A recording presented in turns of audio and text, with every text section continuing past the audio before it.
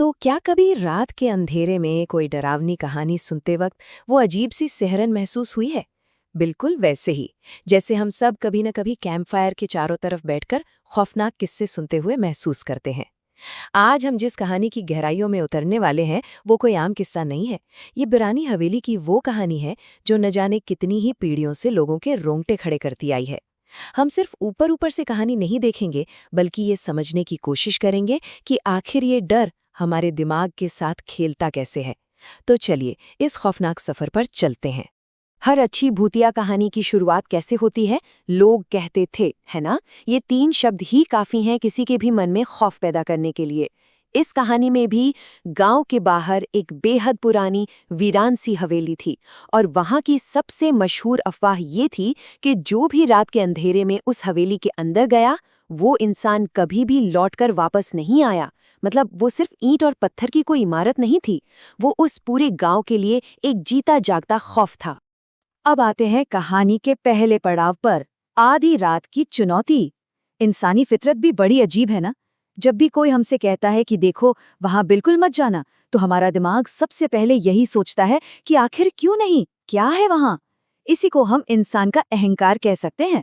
और इसी का शिकार हुए हमारी कहानी के मुख्य किरदार, राहुल और उसके 2 दोस्त। वो किसी बड़े रहस्य को सुलझाने नहीं गए थे, बल्कि सिर्फ एक शर्त, एक चुनौती पूरी करने उस हवेली में घुसे थे। सच में कभी कभी इंसान खुद ही अपनी मुसीबत को न्योता देता है। अब जरा इस टाइमलाइन पर गौर करते हैं। ठीक रात के 12 बजे वो उस अंधेरी हवेली में घुसते हैं। उस वक्त तो खून में बहुत उबाल था, एड्रेनलिन अपने चरम पर था। लेकिन 15 मिनट बीतते बीतते वहां एक अजीब सा खौफनाक सन्नाटा छा गया। कोई चीख पुकार नहीं, कोई भूत नहीं, बस एक ऐसी शांति जो सीधे हड्डियों को गला दे। और फिर ठीक 12:30 बजे एक आवाज गूंजती है। ये वो पल होता है जब सारा जोश पूरी तरह से एक बहुत ही गहरी, परेशान करने वाली दहशत में बदल जाता है। और वो आवाज थी टिक टिक, बस यही, एक पुरानी पेंडुलम घड़ी की आवाज। जरा सोचिए, एक सुनसान अंधेरी जगह पर ये छोटी सी आवाज कितनी भयानक लग सकती है। ये कोई राक्षस की दहाड़ नहीं थी, लेकिन उस सन्नाटे में ये साधारण सी टिक टिक उस जगह के कच्चे खौफ को और बढ़ा रही थी। ये मानो इस बात का एहसास दिला रही थी कि समय तो अपनी रफ्तार से चल रहा है, लेकिन जो लोग अंदर आ गए हैं वो अब बुरी तरह से फंस चुके हैं। और फिर आता है हमारा दूसरा पड़ाव, वो पल जब वो भारी सन्नाटा आखिरकार टूटता है। अचानक से ऊपर की मंजिल से किसी के रोने की आवाज आती है, वो भी एक लड़की के रोने की आवाज। एक पल के लिए उस स्थिति की कल्पना करते हैं, एक वीरान हवेली जहां से कोई वापस नहीं आता, और वहां एक बच्ची रो रही है। राहुल अंदर से डरा हुआ था, लेकिन वो जो एक अजीब सी जिज्ञासा होती है ना, उसने उसे ऊपर जाने पर मजबूर कर दिया। और सच कहें तो यही वो मोड़ था जहां से वापसी का हर रास्ता हमेशा के लिए बंद होने वाला था।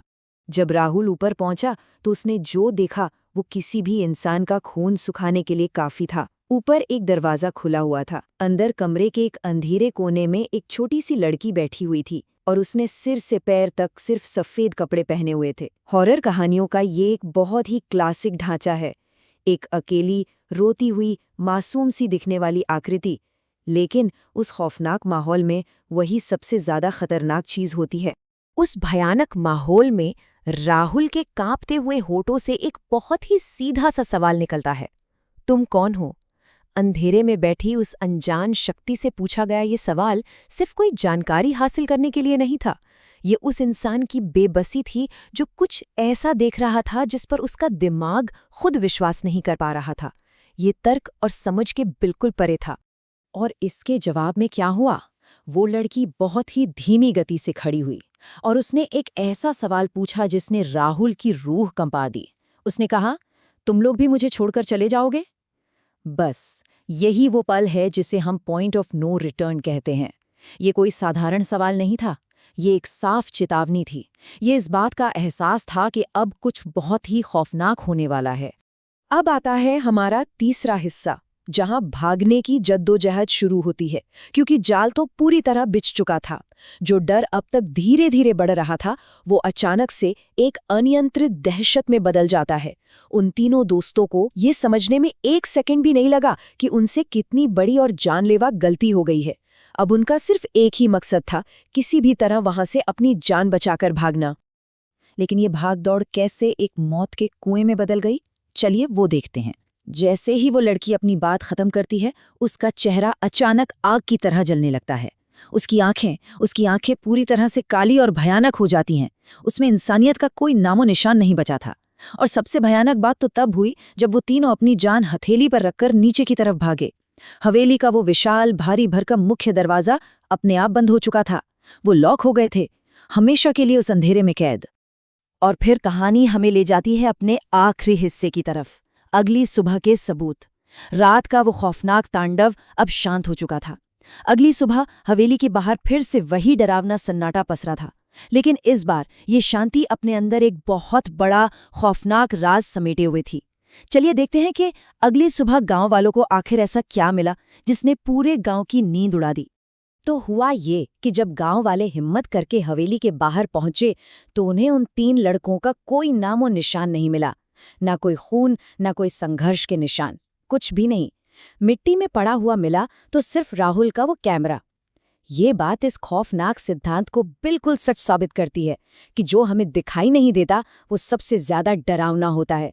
उन तीनों का इस तरह हवा में गायब हो जाना इस कहानी को एक नई ही स्तर पर ले जाता है।